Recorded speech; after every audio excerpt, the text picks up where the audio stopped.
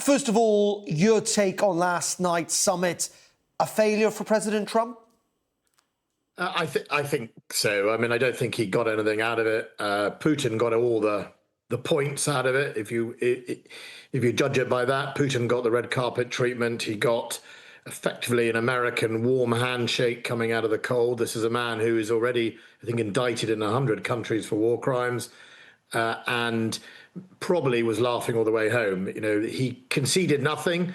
I think he turned up knowing he wouldn't have to concede anything because the Oval Office had basically indicated for months that in the end they weren't really going to put much pressure on Russia, despite the warm words. On the other side, Donald Trump didn't get the deal he hoped for. So I think, there are some worrying signs that, if it's about one of Putin's strategic aims is to drive a wedge between Europe and the United States, it's a little bit further along than it was, and no peace to Ukraine. And so, Ben, not only did he not get anything in terms of President Trump getting a ceasefire, which is what he said he wanted, he seems to have moved even further towards the Russian position in saying that apparently there's no need for a ceasefire now. It's all about trying to reach a kind of direct agreement, if you like, which to me seems like a strategy that President Putin's employed quite a lot, which is just to drag this process out. Well, I don't think it's dragging it out. It's just Putin believes he's got the upper hand. He doesn't mind how many of his citizens he sacrifices on his ego. I mean, he's on track to have lost or injured or deserted over 1 million of his own armed forces. His economy is starting to go backwards, but as long as his ego is satisfied and history will thank him in his mind in maybe 100 years, he is at the moment determined to press on. And as long as the West, and certainly the United States, doesn't remind him that he's got something to lose, why would he make much of a concession? And I think that's been one of the biggest problems all the way through. And at the same time, the United States under Donald Trump, and this is not about really the whole of the states, this is Donald Trump's position, is effectively, can't we just get on and do business and we'll sort out Ukraine at some other date? I think there's definitely an element here now that, given that Donald Trump has failed to deliver a deal, his history, his track record would show that Donald Trump then usually tries to seek to blame someone else. I'm worried that next week it could be President Zelensky who he'll seek to blame. He'll paint him as the warmonger when in fact everyone knows it's President Putin.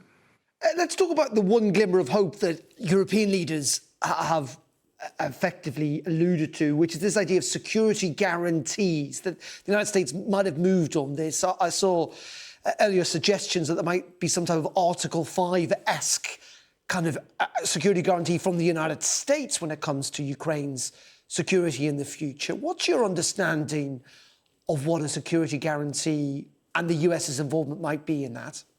Well, the first question is, what is it going to guarantee? I mean, if we have a security guarantee that involves European troops being in Ukraine and potentially put at risk to guarantee Putin's peace, then I'm not sure I could support that, or we should be in favour of that. We don't want to see a sort of repeat of the UN's failure in the Balkans, where European or British troops have to stand by and watch Russians kill Ukrainians dressed up as militia or something, and us be powerless and humiliated. This should be about guaranteeing effectively Ukraine's peace. They are, after all, the country that has been invaded. So I think there are two halves of this. Security guarantees must be applied to effectively uphold a negotiated peace that benefits or recognises Ukraine.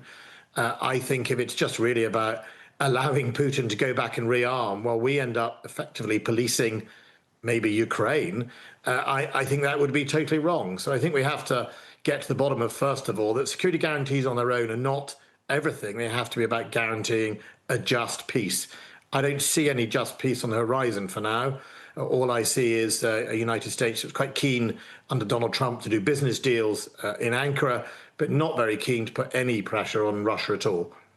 And just in terms of what, Ben, our role might be in this, I mean, we have talked, there's been a lot of talk about British troops on the ground if we ever get to that stage.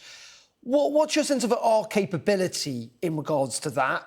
What we would have to do with other European allies? Essentially, is Europe capable of providing security guarantees without the United States?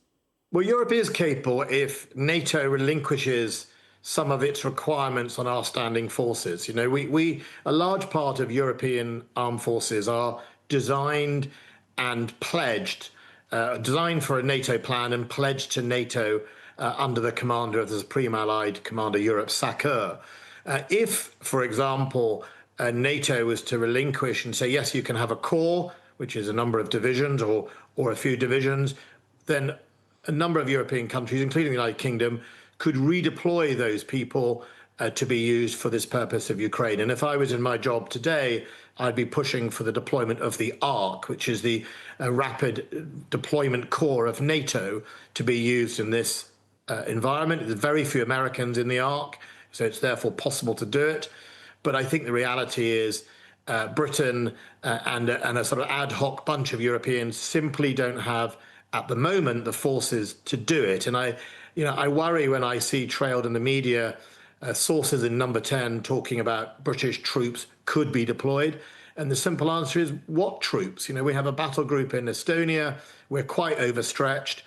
Despite the warm words of this government, there is no new money going into defence at any significant level to ensure a sustainable troop deployment to Ukraine of any level, certainly not a deployable offensive and defensive force that could do its job if it was attacked by Russia or militia.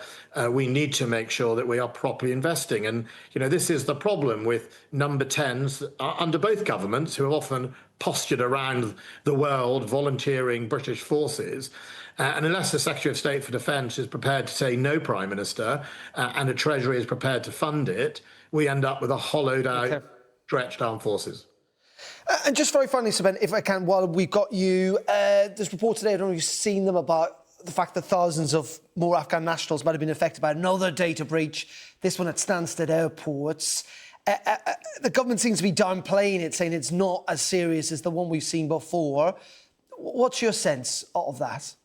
I think it's a different type of seriousness. I mean, my understanding from the media reports is that those individuals are now in the UK, so therefore they're at much less danger than the other group of people. Although it should be reminded, your viewers, that of the 20-odd thousand names on the list that was in that data breach, only 900 came to the UK because tens of thousands were wrong applications or false applications, people who weren't eligible. And if they weren't eligible, it's because they didn't really help the British troops, and therefore they're not in danger to the Taliban.